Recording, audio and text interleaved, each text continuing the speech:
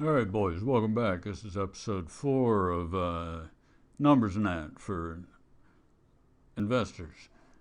I've added some stuff here. Total cash paid during the life of the loan. All right, that's fairly easy. You're going to be making your monthly payment times the number of years times 12. And I already formatted that for you. The total principal paid during the life of the loan. Yeah, that's no problem at all because, what you're going to pay in principal is what you borrowed. And the total interest that you paid, that's where those bastards make the money. That would be everything that you paid minus what you borrowed. Whoa, baby, you paid 20 grand. Ooh, man, 20 grand. Whoa. I think, though, that I've charged that much in just a year, though, so, maybe I shouldn't be so nasty about it. All right, what is this formula, actually? It shows you right up here in the formula bar. This is the total cash, the P&I, paid in the life of the loan. I tend to use kind of long names, minus the total principal. All right, so everything that you forked over minus the part that you really legitimately had to fork over, the part that you borrowed. That's what you paid in interest. And how many years did it take you to pay off? That was this number up here. The average interest per year. I know this, maybe this seems a little bit dull, but all of a sudden you're going to go, what? I know you will. And what did you actually make? Your real profit every year is, remember, people don't really get this.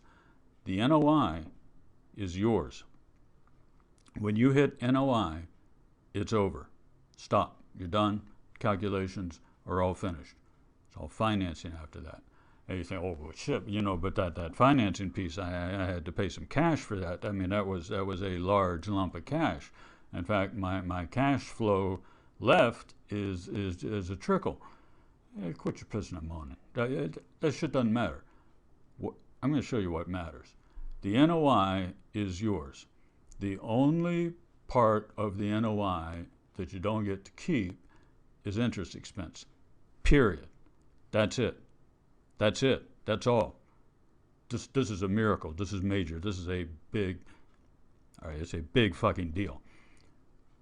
NOI minus what was your average, that being a little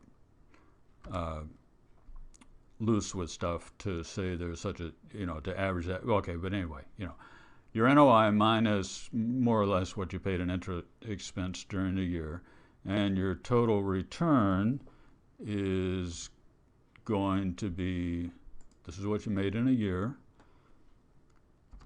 and how much did you spend to get it? It was the amount that you put down. Whoa, baby. Woo! Does that look like a 30% to you?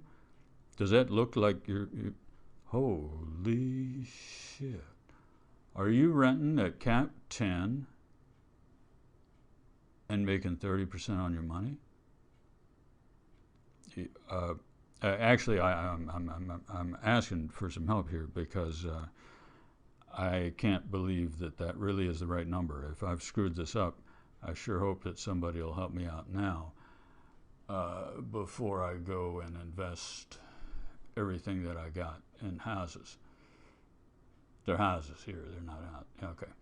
Now, what you want to do is get this average interest as small as you possibly can. So the way to do that is to pay this off faster. If I change that to 5 years, let's see what happens to my payment right here. If it does not go above my NOI of $800 a month, I'm okay. All right. Any bets? Oh, okay. I can't do it in 5 years. 7. Really, really close. And a half. Oh, baby. Let's say we're there. I'll chip in the extra $11. Didn't this stupid number change? All right. That's enough for episode number 4. This number, I'll go sort out what it is that I mucked up in my total interest years to pay off. Crap. There's stuff in here that will let you debug formulas. I'm not going to mess with that now. I'll go sort out why. There's something broken here. If I get it figured out before I go to bed, I'll do episode 5. But this is the story, man. I think 30%. If I'm wrong, somebody tell me fast, because I'm about to drop a seriously large piece of change, like all the money I got in the world, based on believing this is 30%. So save your brother if I'm wrong.